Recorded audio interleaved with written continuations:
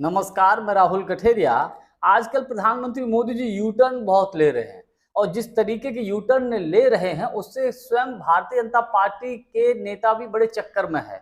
मोदी सरकार के नेता भी बड़े चक्कर में हैं कि आखिर प्रधानमंत्री मोदी जी ऐसा कर क्यों रहे हैं, कब कौन सा डिसीजन वो पलट दें, कब प्रधानमंत्री मोदी जी यू टर्न ले कोई कुछ नहीं कह सकता। अब ताजा मामला ये है कि कल नीति आयोग की बैठक थी।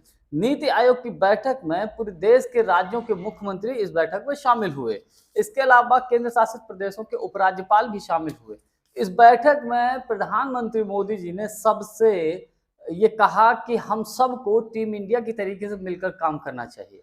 जिन प्रधानमंत्री मोदी जी ने विपक्ष के नेताओं को चुन चुन कर जेल भेजा पिछले 11 सालों में, वही प्रधानमंत्री मोदी जी विपक्ष के नेताओं से अब बोल रहे हैं कि साहब हम सबको टीम इंडिया की तरीके से मिलकर काम करना चाहिए।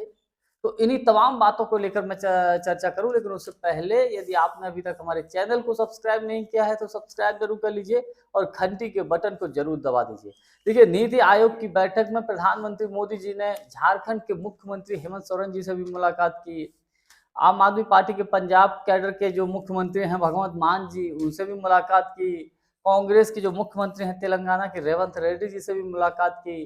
तमिलनाडु के जो मुख्यमंत्री हैं एमके स्टालिन जी, उनसे भी मुलाकात की।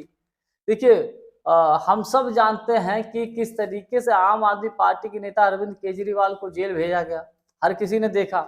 उसके बावजूद भगवंत मान से मोदी जी मिल रहे हैं, बड़े हंसकर मिल रहे हैं। इसके अलावा झारखंड के मुख्यमंत्री हेमंत सोरेन को जेल भेजा लोकसभा के चुनाव से पहले, तो अब उनसे प्रधानमंत्री मोदी जी हंसकर मिल रहे हैं। एमके स्टालिन से 36 ही नहीं बल्कि 72 का आंकड़ा है भारतीय जनता पार्टी का और मोदी जी का।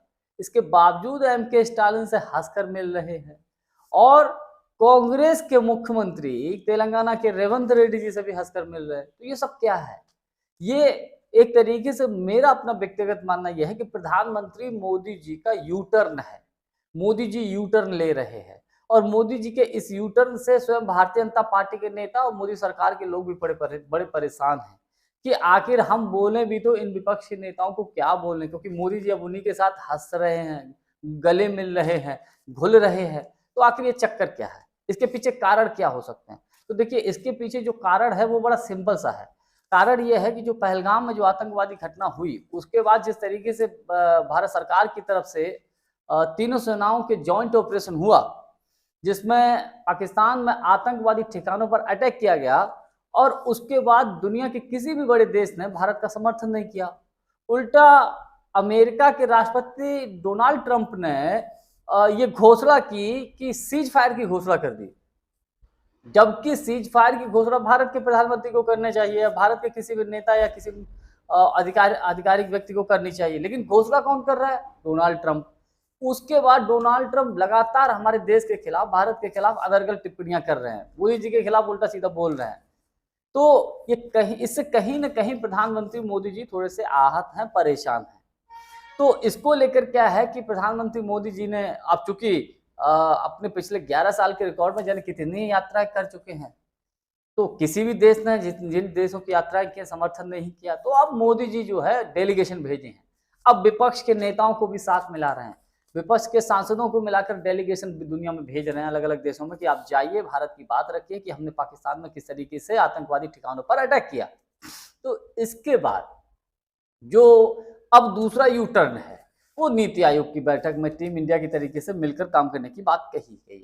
तो ये अपना मेरा व्यक्तिगत मानना यही है कि ये मोदी जी का यू टर्न है, इसके अलावा कुछ नहीं। और ये इसलिए है क्योंकि मोदी जी की मजबूरी है, क्योंकि मोदी जी इस वक्त फंसे हुए हैं। और चूंकि आने वाले समय में बिहार का विधानसभा का चुनाव है, बिहार का विधानसभा भारतीय जनता पार्टी के बाद जीतती है, फिर आप देखिए मोदी जी के सुर कैसे बदलते हैं। यही मोदी जी फिर विपक्ष के नेताओं को टारगेट करने लगेंगे। अभी कुछ ही दिन पहले की बात है, केरल में किस तरीके से मोदी जी ने मंच से, जब उनके साथ शशि थरूर थे, केरल के मुख्यमंत्री थे, तो कैसे टारगेट किया था। और शशि थरूर को लेकर तो बाकायदा मोदी जी ने राजनीति कर भी दी है। शशि थरूर को लेकर कांग्रेस पार्टी और भारतीय जनता पार्टी की इतनी राजनीति नहीं होती अगर इस मामले पर मोदी जी थोड़ी सी परिपक्वता दिखाते। ये देश हित का मामला था, देश का मामला था, तो बीजेपी अगर चाहती तो इस मुद्दे पर राजनीति नहीं होती। तो मेरा सिर्फ यही मानना है कि मोदी जी की अभी उंगली दबी हुई है, तो मजबूरन मोदी जी विपक्ष को लेकर इस तरीके की बातें कर रहे हैं। टीम इंडिया की तरीके से मिलजुल करके करने की बात कर रहे हैं। जैसे ही मोदी जी इस दिक्कतों से, इन परेशानियों से बाहर निकले और मोदी जी का जो चिरपरिचित पुराना अंदाज है वो आपको देखने को मिल सकता है। जानकारी हमारी आपको कैसी लगी कमेंट्स करके हमको जरूर बताइएगा। बहुत बहुत धन्यवाद। नमस्कार।